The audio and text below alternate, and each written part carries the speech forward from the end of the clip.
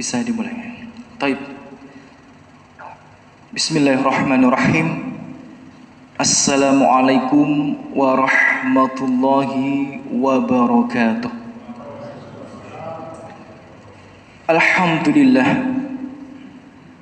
Alhamdulillahi rabbil alamin. Wa bihi nasta'in ala umurid dunya waddin. Segala puji hanya pantas kita panjatkan kepada Allah Jalla Jalaluh, yang sejatinya tidak mungkin kita ini bisa sukses, bisa berhasil, bisa bahagia, selamat, kecuali atas pertolongan dan bantuan dari Allah Subhanahu wa Ta'ala, baik dalam urusan dunia maupun dalam urusan akhirat. Maka segala puji tidak bosan-bosannya dan tidak henti-hentinya kita panjatkan kepada Allah Subhanahu wa Ta'ala.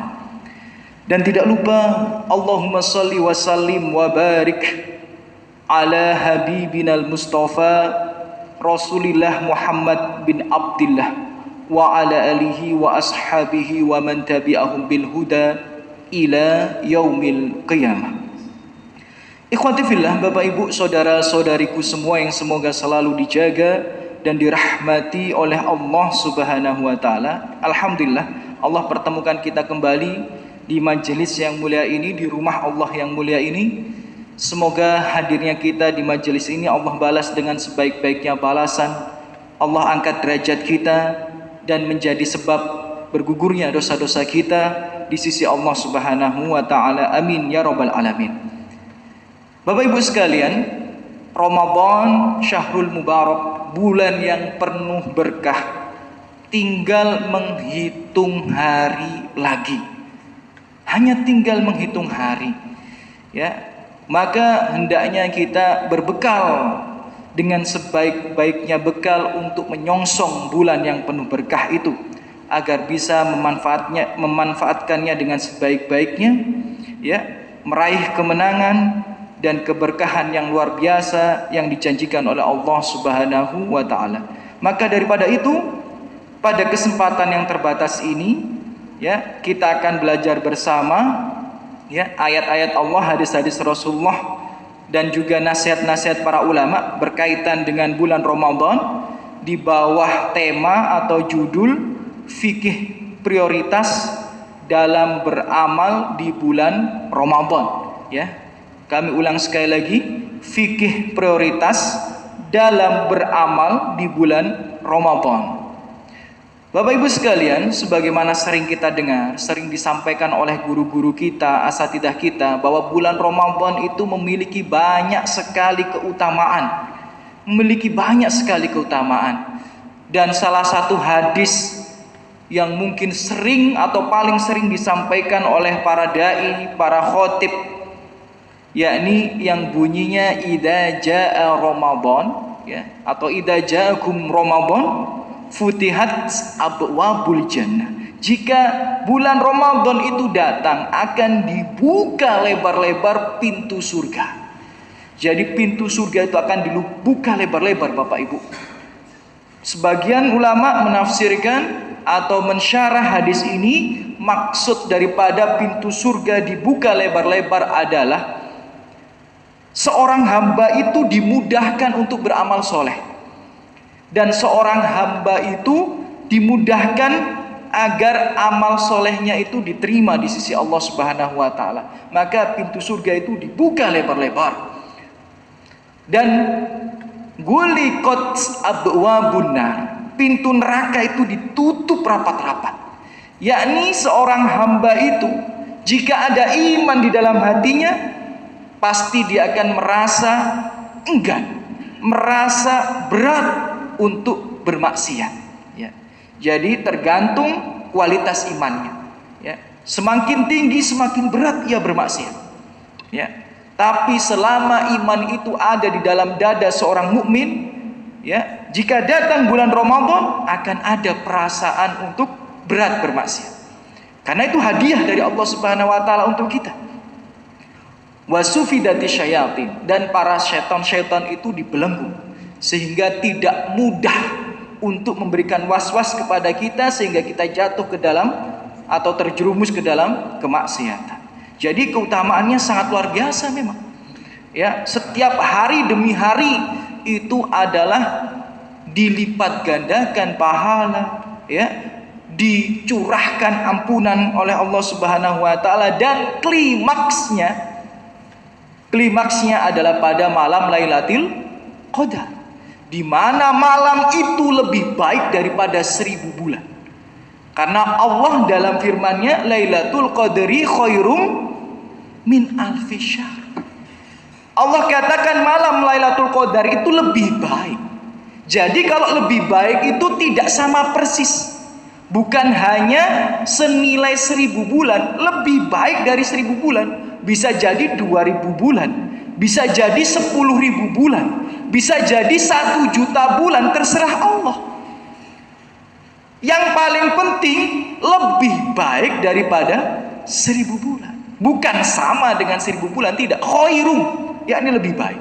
Jadi kalau kita beramal soleh bertepatan dengan malam Lailatul Qadar, maka seolah-olah kita ini beramal soleh secara terus menerus tanpa henti lebih dari 1000 bulan.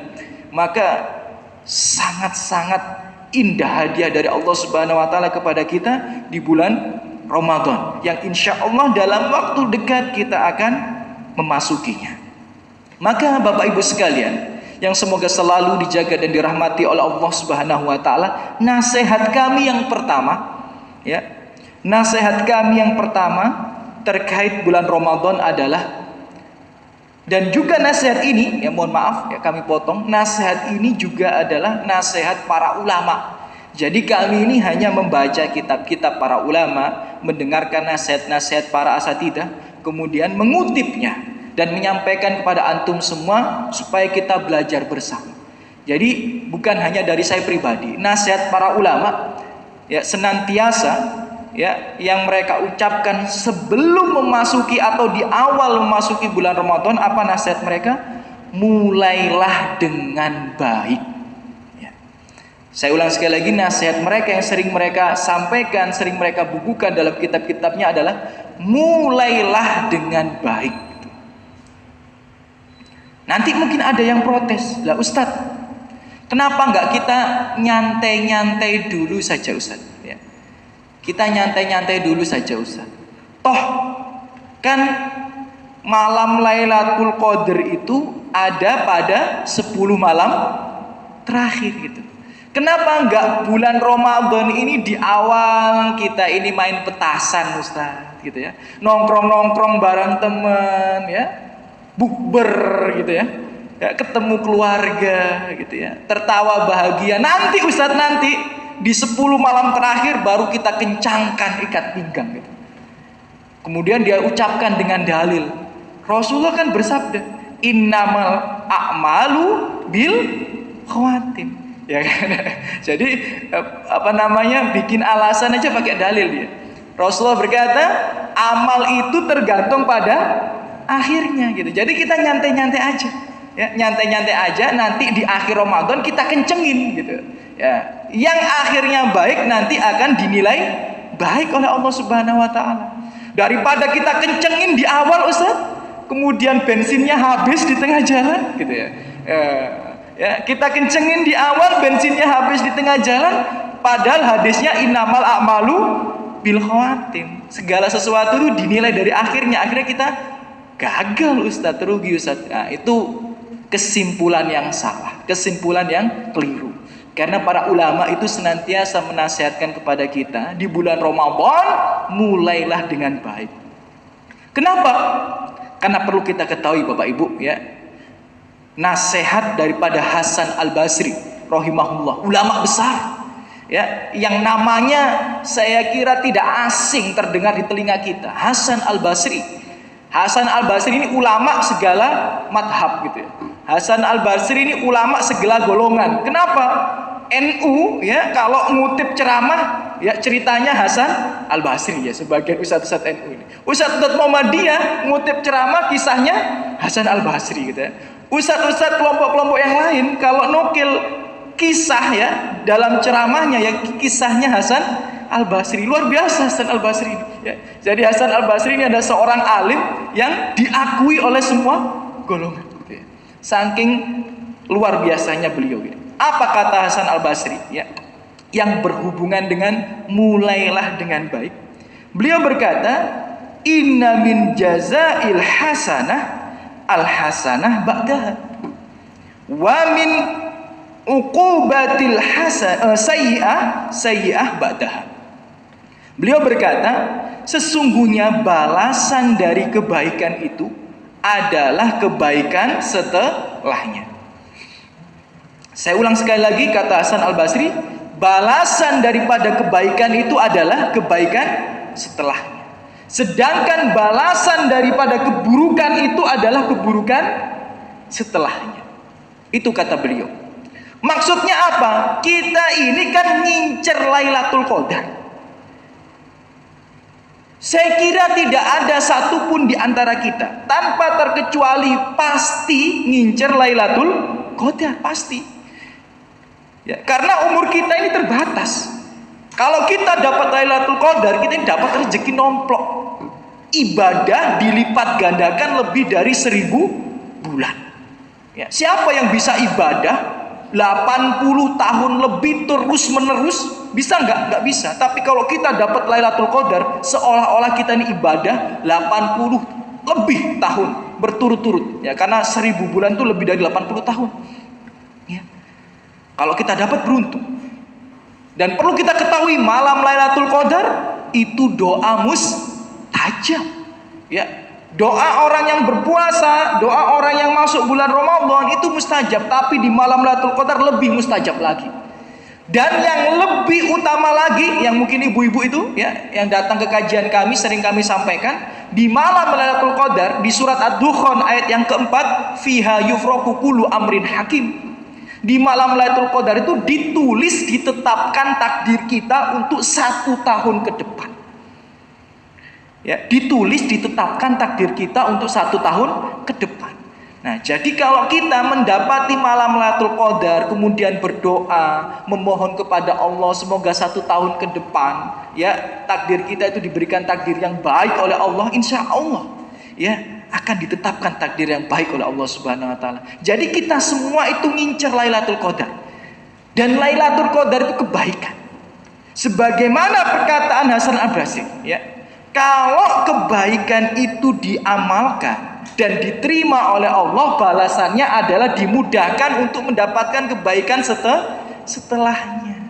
Maka di awal-awal Ramadan ini kita perbaiki, kita perindah, kita perbagus. Kalau di hari pertama bulan Ramadan kita memaksimalkan kebaikan, di hari kedua kita akan dimudahkan. Di hari ketiga kita akan dimudahkan lagi. Dan terus dimudahkan. Sampai di malam Lailatul Qadar kita akan dimudahkan untuk mendapatkan kebaikannya itu. Maka dalam nasihat yang lainnya, ketika ada seorang laki-laki mendatangi Hasan Al-Basri, kemudian curhat, wahai imam, saya ini pengen banget sholat malam, tapi kok nggak bisa-bisa gitu. Ya mungkin persis kayak kita ini ya, alarm disetel sampai 6 kali, 7 kali, yang bangun tetangganya gitu ya. Ya, bukan kita yang bangun, tapi siapa? Tetangganya itu ya. Saking kencengnya disetel sampai 6 kali, 7 kali, yang bangun tetangganya, bukan kita gitu ya. Nah itu dia itu curhat sama Hasan Al-Basri seperti itu. Kemudian apa kata Hasan Al-Basri? Perbaiki hubunganmu dengan Allah di siang hari. Bertakwalah dengan Allah di siang hari, maka Allah akan mudahkan engkau bangun di malam hari. Gitu. Kenapa? Karena kebaikan itu apabila dikerjakan dan diterima oleh Allah akan memudahkan kita untuk mengerjakan kebaikan setelahnya. Begitu pula malam Lailatul Qadar yang kita incar. Kalau kita pengen akhir-akhir Ramadan kita itu berkualitas pada 10 malam terakhirnya, apalagi di malam Lailatul Qadarnya, bisa kita ikhtiarkan, bisa kita maksimalkan mulai dari awal-awal Ramadan gitu loh. Jadi kalau di awal Ramadan baik, insya Allah di akhirnya akan baik. Tapi kalau di awal Ramadan itu tidak baik, apa kata Hasan Al-Basri ya? balasan daripada keburukan adalah keburukan setelahnya. Orang kalau maksiat itu susah untuk berbuat kebaikan. Ya. Maka jangan heran bagi kita ya, sholat 5 waktu itu mudah apa tidak? Insya Allah mudah ya bagi kita. Tapi bagi sebagian orang ya, yang mereka suka maksiat, sholat 5 waktu itu berat sekali. Bagi sebagian kita ngaji itu tinggal buka mushaf dibaca ya. Tapi bagi sebagian orang ngaji, kalau disuruh milih ngaji 1 halaman sama lari 10 km, mungkin dia milih lari 10 km gitu. Ya. Kenapa? Itu sebab daripada maksiat. Karena maksiat itu mempersulit seorang hamba untuk beramal soleh gitu loh. Jadi kalau start Ramadan kita buruk, dikhawatirkan kita akan tertatih-tatih untuk memperoleh kebaikan di akhir Ramadan. Gitu maksudnya ya. Kita akan tertatih-tatih untuk memperoleh kebaikan di akhir Ramadan. Dan ingat ya, Allah dan Rasulullah senantiasa mengingatkan kita, fastabiqul khairat. Ciri-ciri orang soleh itu berlomba-lomba dalam kebaikan. Itu ciri-ciri orang soleh gitu. Ya. Tapi kalau orang wis babano cek budal dhisik aku kari-kari, nah itu ciri-ciri ya imannya mungkin ya setengah-setengah gitu ya. Tapi kalau orang soleh itu selalu berusaha untuk berlomba-lomba dalam kebaikan. Walaupun nanti ujung-ujungnya kalah sama temennya, tapi dia usaha. Itu ciri-ciri orang soleh ya. Tapi kalau orang yang imannya setengah-setengah ya gitu, wis pasrah. Dari awal start tuh wis pasrah gitu. Waduh koncoku iso rong juz aku wis halaman ae ngono ya. Jadi itu ciri-ciri orang yang imannya terbatas. Jadi Bapak Ibu sekalian, mulailah Ramadan ini dengan baik, yang insya Allah itu semoga menjadi penyebab kita mendapatkan akhir Ramadan yang indah. Dan sebenarnya perkataan Hasan Al-Basri itu ada dalilnya. Jadi kebaikan itu memudahkan kita untuk memperoleh kebaikan setelahnya. Keburukan itu menjadikan kita mudah terjerumus kepada keburukan yang setelahnya, itu ada dalilnya. Dalilnya hadis riwayat Ahmad. Jangan pernah dengar gak? Alaikum bisidq fa inna sidqa yahdi ilal bir. Hendaknya kalian itu berkata jujur, karena sejatinya kejujuran itu mengantarkan seorang hamba kepada kebaikan. Nah, dari sini dalilnya. Orang kalau jujur itu mudah berbuat baik gitu. Dan kemudian lanjutannya ya, beliau alaihi salatu wasallam berkata, wa iyyakum bil kadzib. Ya, dan hendaknya kalian menjauhi dusta. Fa innal kadziba yahdi ilal fujur. Sesungguhnya dusta itu menjerumuskan orang kepada keburukan dan kemaksiatan. Nah, jadi nasihat kami yang pertama, mulailah Ramadan ini dengan baik. Kemudian nasihat kami yang kedua, ya, dan ini juga nasihat para asatidzah kita, para guru-guru kita. Ramadan ini terbatas, maka maksimalkanlah. Ya, Ramadan ini terbatas, maka maksimalkanlah. Dan ini ada dalilnya. Di dalam surat Al-Baqarah, mungkin kita senantiasa mendengarnya, banyak imam sering baca itu ketika bulan Ramadan. Apa kata Allah? Mensifati bulan Ramadan ayyamam ma'dudah. Jadi bulan Ramadan ini adalah hari-hari yang terbatas. Ya. Jadi tidak berlangsung lama bulan Ramadan ini. Bahkan ketika kita masukinya nggak terasa nanti Lebaran Idul Fitri. Jadi sebentar bulan Ramadan ini, apalagi ya 10 malam terakhir itu sebentar sekali dibandingkan hari-hari yang kita lewati selama 1 tahun, yakni 360-an hari itu. Ya, Ramadan ini terbatas, maka maksimalkanlah. Maka dengan nasihat supaya kita ini memaksimalkan bulan Ramadan yang terbatas, ada sebuah hadis Rasulullah SAW. Beliau bersabda, saddidu. Apa artinya? Kita ini kalau beramal, ya, kalau bisa maksimal 100% gitu. Bahasanya kita itu ya 100% gitu ya. Saddidu itu maksimalkanlah gitu. Jadi Rasulullah itu memerintahkan kita dalam beribadah, dalam beramal soleh, saddidu, maksimalkanlah, kerjakan 100%. Itu nasihat Rasulullah SAW. Ramadan ini amal ibadah yang disyariatkan banyak apa tidak? banyak ya. Mulai dari sahur diakhirkan, buka puasa dicepatkan gitu ya. Itu syariat itu ya. Walaupun hukumnya sunnah. Berdoa menjelang berbuka itu syariat ya. Kemudian berpuasa itu sendiri, sholat malam, tilawah Al-Quran ya. Bersedekah di bulan Ramadan itu syariat. Mampu nggak kita mengerjakan semuanya, baik yang wajib maupun yang sunnah? Kalau dibilang 100% berat ya. Hanya orang-orang terpilih ya, yang bisa mengerjakan amal ibadah 100%. Apalagi di zaman yang seperti ini ya. Tidak semua di antara kita bisa meluangkan waktunya untuk ibadah. Contoh saja, Rasulullah itu kalau 10 malam hari terakhir iktikaf. Lah kita yang 10 malam hari terakhir ono sing lembur nang pabrik dan lain sebagainya, masih ada itu lemburan di pabrik itu ya, 10 malam hari terakhir. Jadi kalau antum ya masih bisa meluangkan waktu iktikaf, bersyukur, karena sebagian saudara antum itu masih lembur di pabrik ya 10 malam terakhir itu ya. Beneran masih sip malam, ada sebagian ikhwan kita ya sudah ngaji tapi masih sip malam di 10 malam hari terakhir itu ya. Dia sendiri yang curhat. Maka itu bersyukur gitu. Manfaatkan waktu itu, karena tidak semua orang dianugerahkan yang seperti itu dari Allah Subhanahu wa taala, luang waktu untuk ibadah.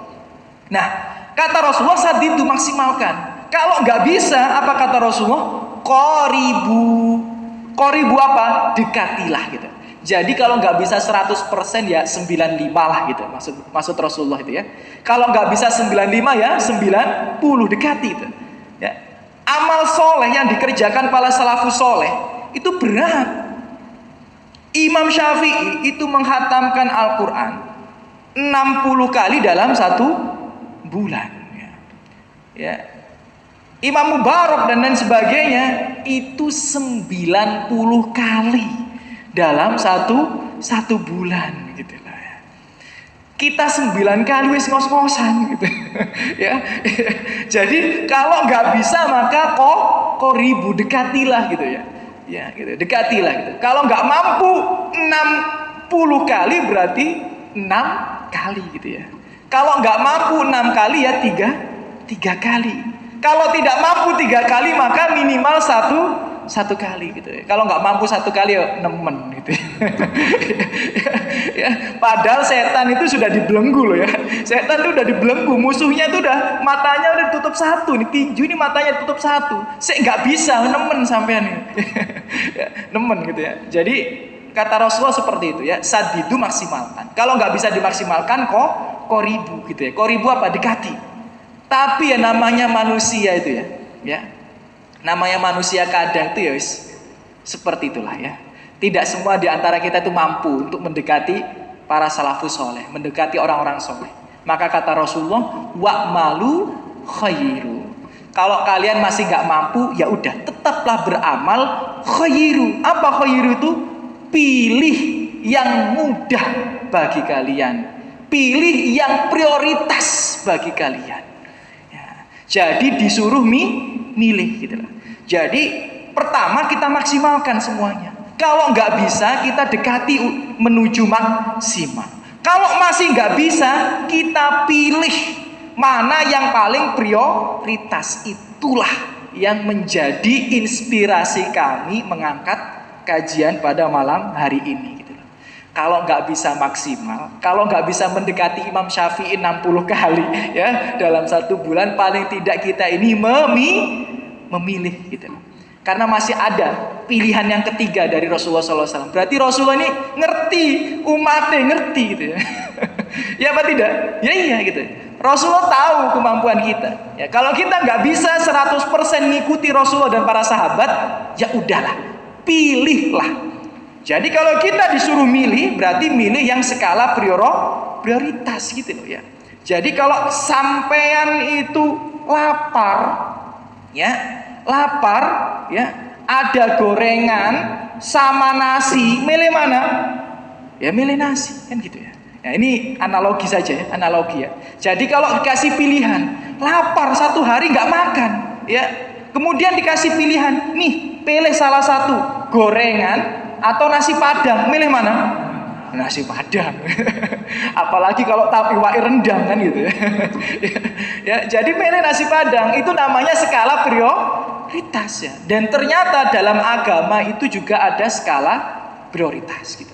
Jadi kalau kita dalam Ramadan ini tidak mampu mendekati para ulama, maka ketahuilah kita diperintahkan oleh Rasulullah untuk memilih sesuai dengan skala prioritas. Maka daripada itu, insya Allah dalam waktu yang terbatas ini kita akan belajar apa skala prioritas yang bisa kita maksimalkan di bulan Ramadan.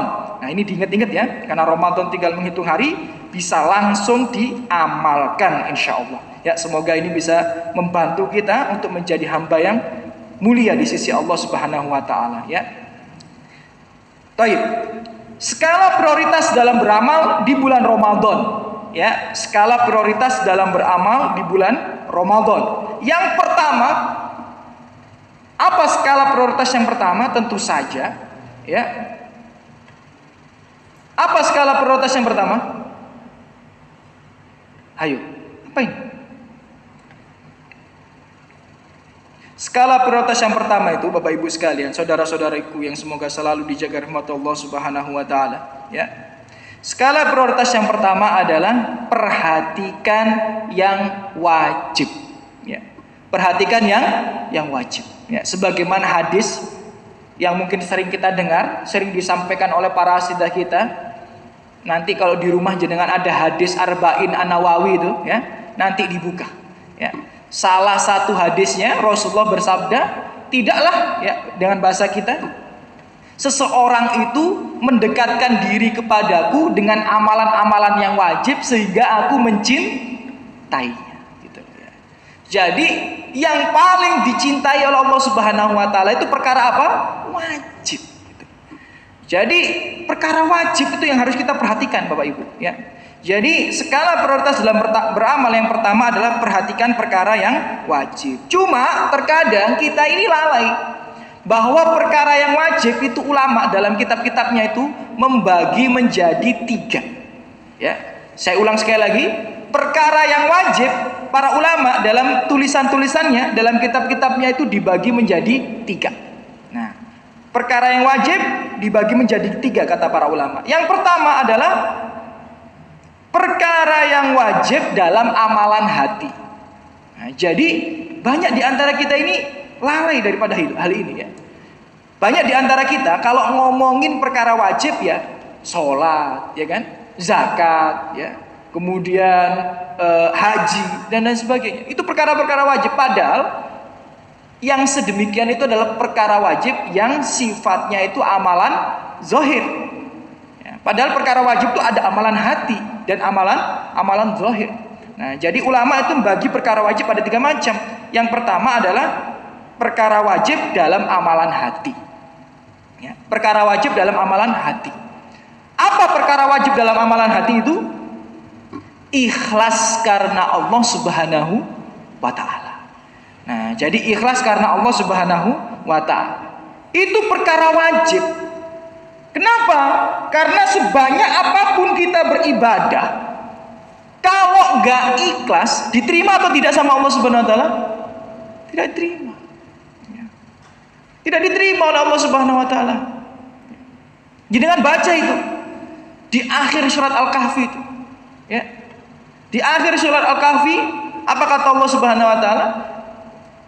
Yarju wa may yarju liqa'a rabbih. Siapa yang berharap masuk surga, bertemu dengan Allah Subhanahu wa taala, falyamal amalan sholihah wala yusyrik bi ibadati rabbih ahad. Orang itu kalau pengen masuk surga, pengen ketemu sama Allah Subhanahu wa taala, maka hendaknya dia beramal soleh, tidak ada unsur bid'ah di dalamnya, kemudian tidak menyekutukan Allah dengan segala sesuatu apapun.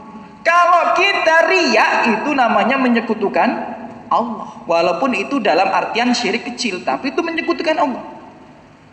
Dan kita juga sering dengar para asatidah menjelaskan 3 golongan yang pertama kali nanti diseret, dilemparkan ke dalam neraka, itu 3-3-nya itu karena riya.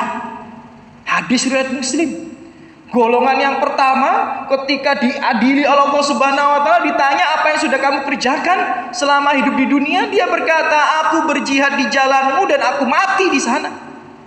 Apa kata Allah? Kadzabta, ente dusta, ente bohong.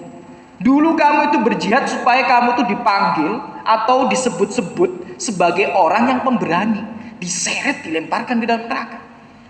Golongan yang kedua, ditanya apa yang sudah kamu kerjakan selama hidup di dunia, dikatakan padanya, aku ini belajar, ya, kemudian ngajari orang. Maksudnya apa? Belajar ilmu agama dan mengajari orang ilmu agama. Ustadz dia, dan dia menghafal Al-Quran. Tapi kata Allah Subhanahu wa taala, kadzabta, ente dusta, diseret, dilemparkan ke dalam neraka. Dan golongan yang ketiga, orang yang ahli sedekah, dermawan, tapi dia supaya dipanggil sebagai orang yang dermawan. Kadzabta, kata Allah Subhanahu wa taala, engkau dusta, diseret, dilemparkan ke dalam neraka. Tiga-tiganya itu karena berbuat riya.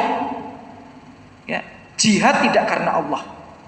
Menjadi ustadz, menjadi penghafal Al-Quran bukan karena Allah. Ya, menjadi orang yang dermawan bukan karena Allah, cuma supaya dipuji orang aja tuh, si fulan dermawan. Nah, itu tidak ada manfaatnya sama sekali.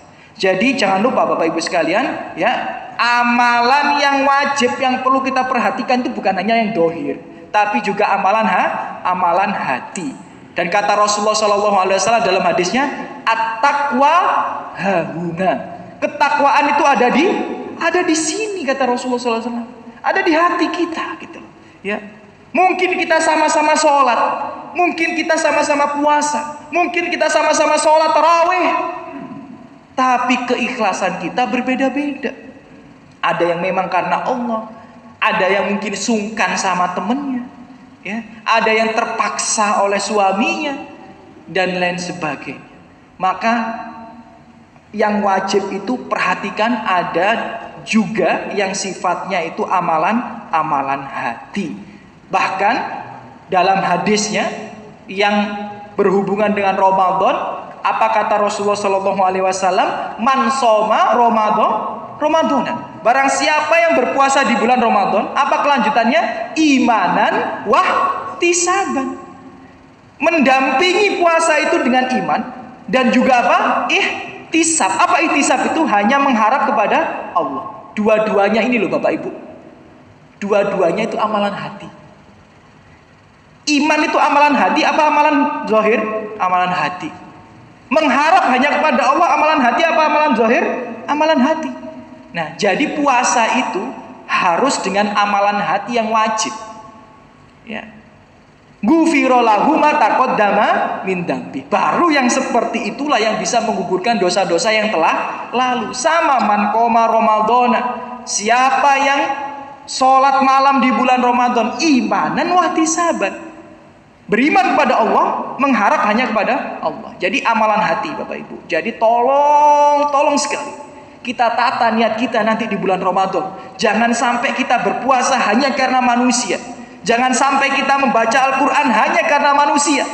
Jangan sampai kita sholat taraweh hanya ingin pujian-pujian semata. Jangan, rugi. 1 juta manusia memuji kita, tapi kalau Allah nggak ridho, nggak bisa masuk surga. 1 juta manusia mencela kita, tapi Allah ridho, kita akan masuk surga. Ya, jadi tata niat kita ini hanya karena Allah Subhanahu Wa Taala. Jadi perhatikan yang wajib, yang pertama itu adalah amalan hati. Baru setelah itu, ya, amalan zahir, gitu loh. Jadi perkara wajib yang kata para ulama dibagi menjadi 3 itu, yang pertama adalah amalan hati, kemudian yang kedua adalah amalan zahir. Nah, amalan zahir ini apa contohnya? Jadi di bulan Ramadan ingat yang diperhatikan itu, ya, perkara yang wajib dulu, ya, baik perkara amalan hati maupun amalan zahir. Contoh di antaranya misal tentu saja sholat 5 waktu, gitu loh. Jangan sampai antum sholat tarawih tapi nggak sholat 5 waktu, repot. Antum sholat tarawihnya jamaah tapi sholat 5 waktunya di rumah, repot. Mending antum sholat isya berjamaah kemudian pulang ke rumah sholat tarawih sama istri, itu jauh lebih baik daripada antum sholat maghrib, sholat isya, ya, ya apa namanya di rumah sama istri antum, kemudian sholat tarawih sama imam. Enggak. Mending antum sholat subuh, duhur, asar, maghrib, isya berjamaah. Ya, urusan sholat tarawih berjamaah nggak berjamaah antum nggak dosa, gitu loh. Nah ini repot kadang-kadang orang-orang, apalagi meninggalkan sholat. Nah ada orang puasa tapi nggak sholat. Banyak apa tidak? Banyak sekali gitu ya. Ya banyak sekali orang puasa tapi nggak sholat. Padahal ini mungkin, mohon maaf ya, ini mungkin pahit untuk didengar.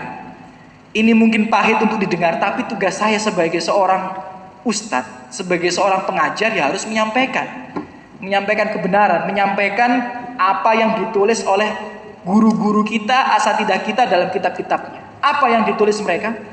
Kebanyakan para ulama itu Bapak Ibu, mohon maaf ini mungkin berat untuk didengar ya, berat untuk diterima. Tapi kebanyakan para ulama itu menulis dalam kitab-kitabnya, tidak diterima puasa seorang muslim atau mukmin yang meninggalkan sholatnya. Mungkin ini berat untuk didengar, tapi memang faktanya seperti itu. Ya, kalau kita buka kitab-kitab para ulama yang berkaitan dengan bulan Ramadan, berkaitan dengan puasa, hampir mayoritas di antara mereka berpendapat orang yang puasa tapi nggak sholat 5 waktu ya, 5 waktu itu nggak diterima puasanya. Dan itu ada dalilnya, karena kita tidak boleh berasumsi, tidak boleh berpendapat kecuali dengan dalil. Dalilnya mana? Nah, bisa dicatat di surat At-Taubah ayat 54. Ya, di surat At-Taubah ayat 54. Karena apa ini perlu dicatat? Karena ini Bapak Ibu bukan hanya berkaitan dengan puasa, tapi juga berkaitan dengan ibadah-ibadah yang lainnya. Allah Subhanahu wa taala berfirman di surat At-Taubah ayat 54, "Wa ma mana'ahum an tuqbala minhum nafaqatuhum." Dan sesungguhnya yang menyebabkan infak mereka itu tidak diterima, terhalang untuk diterima. Ini jadi Rasulullah itu sama Allah Subhanahu wa taala itu menggambarkan tentang seseorang yang dia itu ahli sedekah, tapi ternyata sedekahnya itu enggan untuk diterima, terhalang untuk diterima. Apa salah satu penyebab atau sebab-sebab yang membuat infak sedekah mereka itu terhalang untuk diterima? Illa annahum kafaru billahi wa birasuli. Sebabnya yang pertama, mereka itu kufur kepada Allah dan Rasulnya. Kufur kepada Allah dan Rasulnya. Jadi orang yang banyak sedekah tapi kufur kepada Allah dan Rasulnya, gak akan diterima sedekah. Ini ada dalilnya di Al-Quran ya, bukan saya loh ya. Jadi ada dalilnya di dalam Al-Quran surat At-Taubah ayat 54. Jadi hati-hati, apalagi yang masih di sekitar rumahnya, di komunitas-komunitasnya masih banyak kesyirikan-kesyirikan yang tersebar. Hati-hati, karena kesyirikan itu membuat amal ibadah kita tidak diterima sebanyak apapun kita sedekah, gitu loh ya.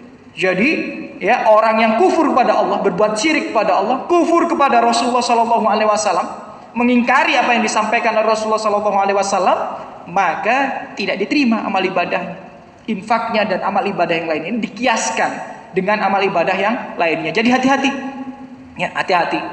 Ya, kalau nggak tahu di sini atau ada atau tidak. Ya, waktu saya masih ingat ya, waktu ditugaskan ke Dubes itu, ke Dubes Saudi, dakwah di Ambon, ya, itu malam 27, itu orang-orang tuh datang semua ke kuburan. Kemudian di kuburan tuh dihiasi lilin-lilin itu banyak sekali. Ya, kemudian orang-orang itu malam 27 itu malah sepi masjidnya.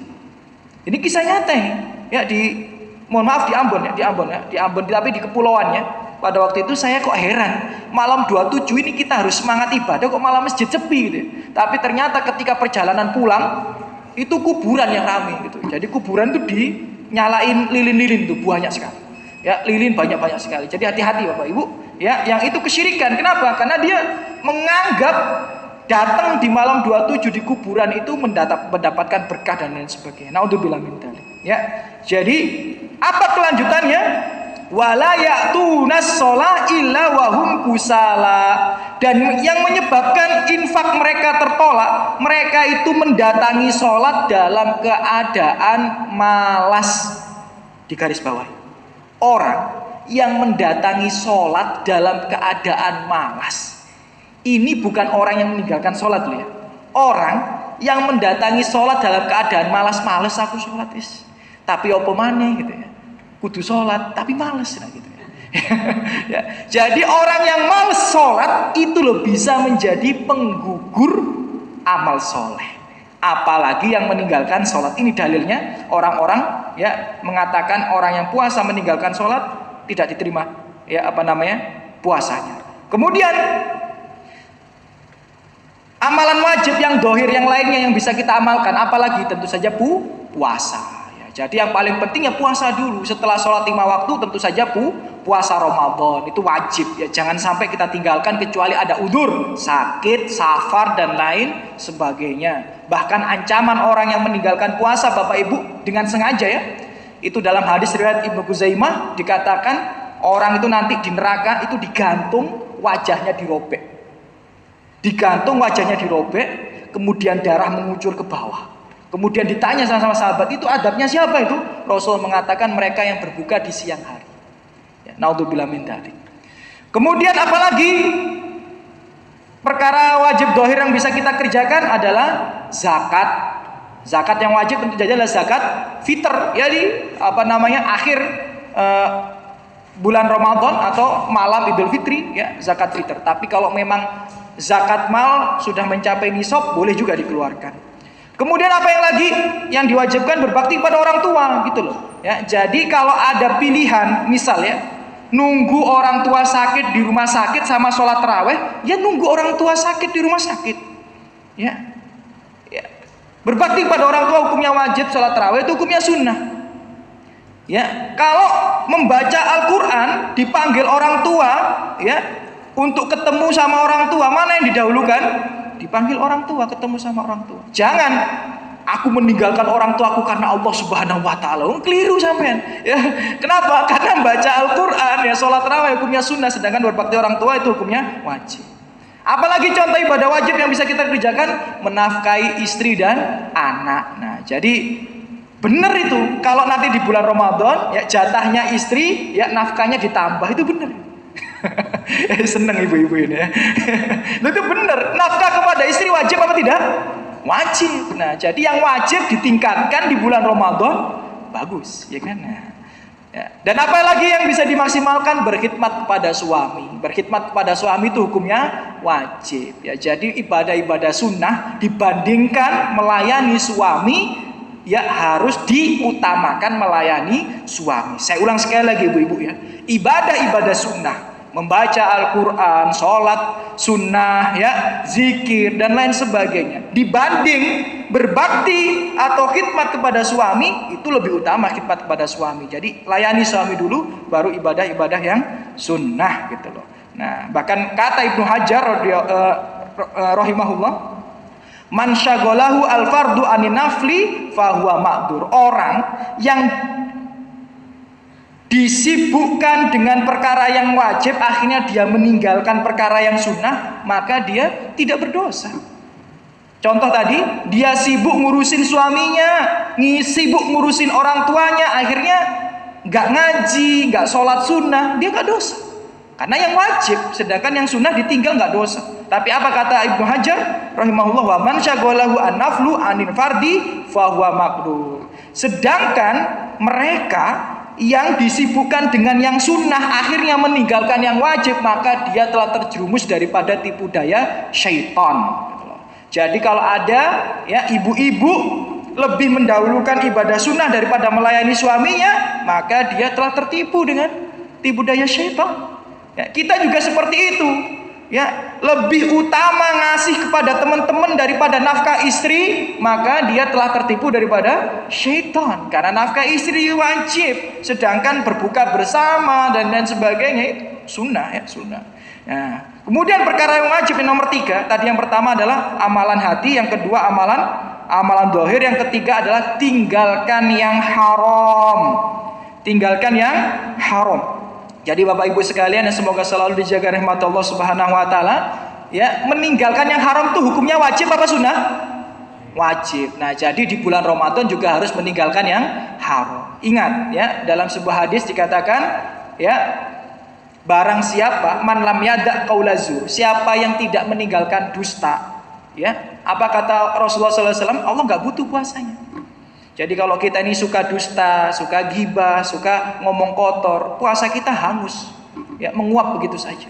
Dan itu juga dikiaskan terhadap maksiat-maksiat yang lain. Jadi hati-hati, tinggalkan yang haram. Itu yang lebih utama. Daripada mengamalkan yang sunnah, lebih utama meninggalkan yang haram, gitu loh ya. Misal ibu-ibu, Ustadz, aku itu Ustadz, pengen sholat ke masjid Ustadz, gitu ya. Loh Bu, tapi ibu-ibu ini kalau ke masjid baunya wangi, gitu loh. Ya. Perempuan keluar dari rumah pakai wangi-wangian yang bisa tercium oleh yang bukan mahramnya, haram apa tidak? Haram. Sholat tarawih di masjid hukumnya apa? Sunnah. Mana yang didahulukan? Meninggalkan yang haram apa mengamalkan yang sunnah? Meninggalkan yang haram. Jadi kalau ibu-ibu nggak bisa keluar kecuali pakai parfum, mending nggak usah ke masjid. Paham maksud saya? Ya. Ustadz, saya kalau keluar harus pakai parfum, mending nggak usah keluar. Ya. Mending sholat tarawih di rumah. Karena meninggalkan yang haram lebih utama daripada mengamalkan yang sunnah. Baru setelah itu skala prioritas yang kedua adalah mengamalkan yang sunnah. Jadi amalkan yang wajib, utamakan yang wajib. Yang wajib dibagi menjadi 3. Tadi ada amalan hati, ada amalan zahir, dan meninggalkan yang haram. Baru setelah itu amalkan yang sunnah. Dan sebagai penutup kajian pada malam hari ini, saya bikin sebuah penutup yang indah, yakni saya berikan kisi-kisi pada antum, ya, bahwa di bulan Ramadan banyak ibadah sunnah, tapi ada ibadah-ibadah sunnah yang istimewa atau spesialis di bulan Ramadan. Ya, spesial di bulan Ramadan. Ini terakhir sebagai penutup kajian kita malam hari ini. Amalkan ibadah-ibadah yang sunnah. Ibadah yang sunnah banyak, tapi ada yang spesial di bulan Ramadan. Apa? Ada 4. Yang pertama zikir. Perbanyak zikir. Ya, perbanyak zikir. Kenapa? Karena ada hadis, Bapak Ibu. Ada hadis. Rasulullah pernah ditanya, siapa yang paling baik puasanya? Siapa yang paling baik Ramadannya? Rasulullah pernah ditanya. Ini hadis riwayat Ibnu Mubarak. Ya. Kemudian apa kata Rasulullah? Aktsaruhum dzikron. Yang paling banyak zikirnya. Jadi Rasul ditanya, siapa yang paling baik puasanya? Siapa yang paling baik Ramadannya? Yang paling banyak zikirnya. Jadi antum kemana-mana zikir, naik motor zikir, ya, di kantor ngerjain sambil zikir, ya, kerja dagang sambil zikir, ya, perbanyak zikir. Dan tentu saja yang lebih utama adalah zikir di sepertiga malam terakhir. Karena di surat Az-Zariyat Allah berfirman, wabil asharihum yastaghfirun. Ya, orang-orang yang soleh yang dijanjikan surga itu ciri-cirinya di saat sahur dia menyibukkan dirinya dengan zikir dan istighfar. Nah, jadi ojo pas sahur bingung aku mangan opo, ya, aku sahur opo gitu. Jangan bingung itu, apalagi sibuk hanya melihat acara televisi, tidak. Orang soleh itu di saat sahur mereka menyibukkan dirinya dengan zikir dan juga istighfar. Jadi orang yang paling baik puasanya adalah yang paling baik zikirnya. Supaya kita termasuk orang yang paling baik, maka perbanyak zikir. Yang kedua tentu saja adalah baca Al-Quran. Itu spesial Ramadan. Imam Syafi'i 60 kali, ya, Imam Mubarak sampai 90 kali. Imam-imam yang lainnya sampai nutup majelisnya untuk baca Al-Quran. Bahkan bulan Ramadan nama lainnya adalah Syahrul Quran. Bahkan istrinya Imam Malik pernah ditanya, apa kebiasaan Imam Malik ketika bulan Ramadan? Beliau hanya menyibukkan dirinya dengan Al-Quran. Biasanya ngaji hadis, tapi kalau datang bulan Ramadan, wis Al-Quran tok bahasanya. Ya. Jadi sibukkan diri kita dengan Al-Quran, tadabbur, tilawah, kajian tafsir dan sebagainya. Kemudian yang ketiga, sholat tarawih atau sholat malam, jangan ditinggalkan karena keutamaannya sangat luar biasa di bulan Ramadan, dan itu adalah kebiasaan para salafus soleh. Para salafus soleh itu kalau sholat malam di bulan Ramadan sampai bengkak kaki-kakinya. Kalau kita bengkak matanya karena kebanyakan tidur sama makan gitu. Kalau salafus soleh bengkak kakinya, kita bengkak matanya. Puasa mau apa-apa, wah lesu turu, Mau ngapain lagi? Lesu, turu, akhirnya bengkak matanya. Kalau salafus soleh bengkak kakinya, gitu ya. Jadi sholat malam. Dan yang terakhir, amalan yang spesial di bulan Ramadan adalah infak dan sedekah. Ya, karena dalam hadis dikatakan Rasulullah itu ajwadun nas. Rasul itu orang yang paling dermawan ya Rasulullah. Tapi kedermawan beliau itu sampai sangat luar biasa ketika di bulan Ramadan. Jadi kalau kita ini memang dulu dermawan sebelum Ramadan, di bulan Ramadan harus lebih dermawan. Kalau dulu pelit, maka di bulan Ramadan mulai agak lapang untuk sedekah. Jadi itu yang bisa kami sampaikan pada malam hari ini, Bapak Ibu sekalian. Semoga selalu dijaga rahmat Allah Subhanahu Wa Taala. Ya, kesimpulannya tadi bahwa mulailah Ramadan ini dengan baik. Kemudian kalau tidak bisa maksimal, dekati maksimal. Kalau nggak bisa mendekati maksimal, maka kerjakan skala prioritas. Skala prioritas mulailah dengan yang wajib. Yang wajib itu adalah dari hati dulu, baru yang zahir, baru meninggalkan yang haram. Kemudian amalan sunnah yang bisa kita kerjakan sangat banyak, tapi diantaranya yang sangat spesial 4, yakni zikir, baca Al-Quran, sholat malam, dan infak. Ada pertanyaan mungkin dari Bapak Ibu sekalian untuk menutup kajian malam hari ini? Tidak ada? Ya, kalau tidak ada kita cukupkan. Dan jangan lupa Bapak Ibu ya, sholat malam itu tidak terbatas. Tidak hanya 11 rakaat bersama imam atau 23 rakaat bersama imam. Bisa kita tambah sendiri di rumah. Itu pendapat mayoritas ulama ya, untuk menghidupkan malam-malam kita ya, supaya menjadi hamba yang mulia di sisi Allah Subhanahu wa taala. Aku qouli hadza, alhamdulillah salatu wassalamu ala Rasulillah. Semoga yang hadir di sini balas oleh Allah Subhanahu wa taala dengan sebaik-baiknya balasan, diangkat derajatnya, diampuni dosanya, dilapangkan rezekinya, dilapangkan rahmat oleh Allah Subhanahu wa taala, diangkat musibah, masalah, penyakit yang menimpa dirinya pun keluarganya, diberikan keistiqomahan dalam beribadah, dimudahkan, diberikan taufik di atas kebenaran sampai meninggal dalam keadaan husnul khotimah, dan dikumpulkan di surga Allah Subhanahu wa taala. Kita tutup dengan doa kafaratul majelis. Subhanakallahumma wa bihamdika asyhadu an la ilaha illa anta astaghfiruka wa atubu ilaik. Assalamualaikum warahmatullahi wabarakatuh.